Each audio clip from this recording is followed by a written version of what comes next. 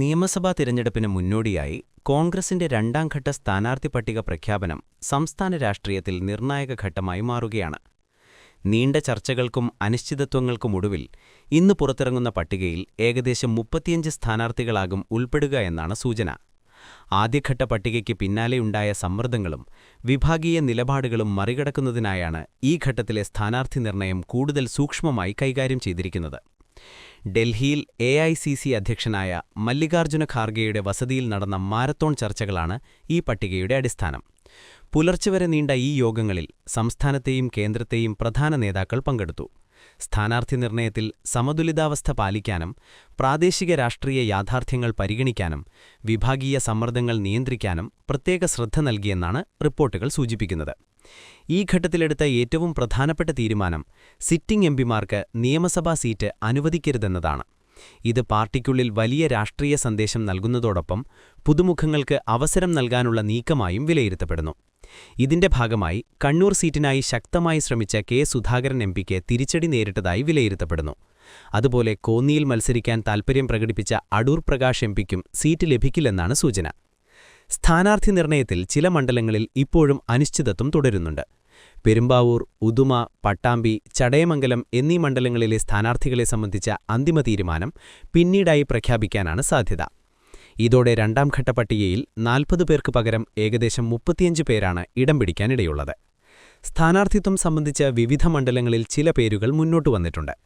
കണ്ണൂരിൽ മുൻ mayor TO Mohanan, കോന്നിയിൽ DCC അധ്യക്ഷൻ സതീഷ് കൊച്ചുപറമ്പിൽ, നേമത്ത് KS ശബരിനാഥൻ, നെയ്യാറ്റിൻകരയിൽ N ശക്തൻ, ആറന്മുളയിൽ അബിൻ വർക്കി, റാന്നിയിൽ പഴകുളം മധു, ഇടുക്കിയിൽ റോയ് K പൗലോസ്, ഏറ്റുമാനൂരിൽ നാട്ടകം സുരേഷ് എന്നിവർ സ്ഥാനാർത്ഥികളായി പരിഗണിക്കപ്പെടുന്നവരിൽ ഉൾപ്പെടുന്നു. ഇവരുടെ സാധ്യതകൾ പ്രാദേശിക ഘടകങ്ങളും സംഘടനാ പിന്തുണയും കണക്കിലെടുത്താണ് വിലയിരുത്തപ്പെടുന്നത്. സ്ഥാനാർത്ഥി പ്രഖ്യാപനവുമായി ബന്ധപ്പെട്ട് പ്രതിപക്ഷ നേതാവ് VD സതീശൻ നടത്തിയ പ്രതികരണം ശ്രദ്ധേയമാണ്. കോൺഗ്രസിന്റെ ചരിത്രത്തിൽ ഇത്രയും വേഗത്തിൽ സ്ഥാനാർത്ഥി നിർണയം നടന്നിട്ടില്ലെന്ന് അദ്ദേഹം ചൂണ്ടിക്കാട്ടി. പാർട്ടിക്കുള്ളിൽ പൊട്ടിത്തെറിയൊന്നുമില്ലെന്നും സ്ഥാനാർത്ഥിത്വം ലഭിക്കാത്തവരുടെ അസന്തോഷം ജനാധിപത്യ പാർട്ടികളിൽ സ്വാഭാവികമാണെന്നും അദ്ദേഹം പറഞ്ഞു. ഈ പ്രതികരണം പാർട്ടിയിലെ അന്തർഘടക പ്രശ്നങ്ങൾ നിയന്ത്രണ വിധേയമാണെന്ന് വ്യക്തമാക്കാനുള്ള ശ്രമമായാണ് കാണപ്പെടുന്നത്. അതേസമയം KPCC അധ്യക്ഷൻ സണ്ണി ജോസഫ് നൽകിയ പ്രതികരണവും രാഷ്ട്രീയപരമായി നിർണായകമാണ്. ആദ്യഘട്ടത്തിൽ തന്നെ 55 സ്ഥാനാർത്ഥികളെ പ്രഖ്യാപിച്ചതോടെ കോൺഗ്രസ് ഭൂരിഭാഗം മണ്ഡലങ്ങളിലും വ്യക്തത കൈവരിച്ചുവെന്നാണ് അദ്ദേഹം വ്യക്തമാക്കിയത്. ശേഷിക്കുന്ന സീറ്റുകളിൽ കേന്ദ്ര നേതൃത്വം അന്തിമ തീരുമാനമെടുക്കുമെന്നും അദ്ദേഹം കൂട്ടിച്ചേർത്തു. UDFന്റെ സീറ്റ് വിഭജനവും ഇതിനോടകം വ്യക്തമായിട്ടുണ്ട്.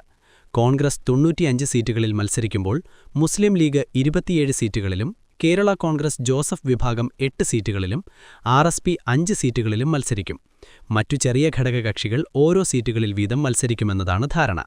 ഈ ഘടന സഖ്യത്തിനുള്ളിലെ സമതുലിതാവസ്ഥ നിലനിർത്താനുള്ള ശ്രമത്തിന്റെ ഭാഗമാണ്. ഇതിനിടെ സ്ഥാനാർത്ഥി പ്രഖ്യാപനവുമായി ബന്ധപ്പെട്ട് പുതുമുഖങ്ങൾക്കും യുവനേതാക്കൾക്കും കൂടുതൽ അവസരം നൽകാനുള്ള നീക്കവും വ്യക്തമാണ്. പാരമ്പര്യ ശക്തികേന്ദ്രങ്ങളിൽ പുതിയ മുഖങ്ങൾ അവതരിപ്പിച്ച് വോട്ടർമാരിൽ പുതുമയുണ്ടാക്കുകയെന്നതാണ് കോൺഗ്രസിന്റെ തന്ത്രം. അതേസമയം പരിചയസമ്പന്നരായ നേതാക്കളെ പ്രധാന മണ്ഡലങ്ങളിൽ നിലനിർത്തി സംഘടനയുടെ സ്ഥിരത ഉറപ്പാക്കാനും പാർട്ടി ശ്രമിക്കുന്നു. രാഷ്ട്രീയ നിരീക്ഷകരുടെ അഭിപ്രായത്തിൽ കോൺഗ്രസിന്റെ ഈ ഘട്ടത്തിലെ സ്ഥാനാർത്ഥി നിർണയം തന്ത്രപരമായി നിർണായകമാണ്. ഭരണവിരുദ്ധ വികാരം മുതലെടുക്കുന്നതിനൊപ്പം സംഘടനാപരമായ ഏകോപനം ഉറപ്പാക്കുന്നതാണ് പ്രധാന ലക്ഷ്യം. എന്നാൽ സ്ഥാനാർത്ഥി പട്ടിക പ്രഖ്യാപനത്തിന് പിന്നാലെ ഉയരാനിടയുള്ള അസന്തോഷങ്ങളും വിമത നീക്കങ്ങളും എങ്ങനെ കൈകാര്യം ചെയ്യുമെന്നതാണ് പാർട്ടിക്ക് മുന്നിലുള്ള വലിയ വെല്ലുവിളി. അടുത്ത ദിവസങ്ങളിൽ സ്ഥാനാർത്ഥി പട്ടികയുടെ ഔദ്യോഗിക പ്രഖ്യാപനവും അതിനെ തുടർന്നുള്ള പ്രചാരണ പ്രവർത്തനങ്ങളും രാഷ്ട്രീയ മികവിൽ ആവേശം വർദ്ധിപ്പിക്കും. കോൺഗ്രസ് ഈ തെരഞ്ഞെടുപ്പിനെ ശക്തമായ തിരിച്ചുവരവിന്റെ അവസരമായി കാണുന്നു. എന്നാൽ സ്ഥാനാർത്ഥി നിർണയത്തിലെ ഓരോ തീരുമാനവും അതിന്റെ വിജയസാധ്യതയെ നേരിട്ട് ബാധിക്കുന്ന ഘടകമാണ്.